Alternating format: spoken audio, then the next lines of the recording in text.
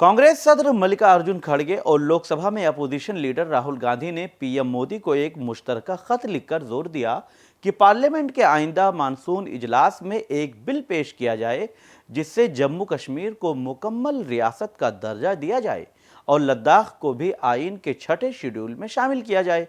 खड़गे और राहुल गांधी ने मुश्तरका खत में लिखा कि हम हुकूमत पर जोर देते हैं कि वो पार्लियामेंट के आइंदा मानसून इजलास में जम्मू कश्मीर को मुकम्मल रियासत का दर्जा देने के लिए एक बिल पेश करे। इसके अलावा हम हुकूमत से दरख्वास्त करते हैं कि लद्दाख के मरकज़ के ज़ेर इंतज़ाम इलाके को आइन के छठे शेड्यूल में शामिल करने के लिए एक कानून बनाया जाए।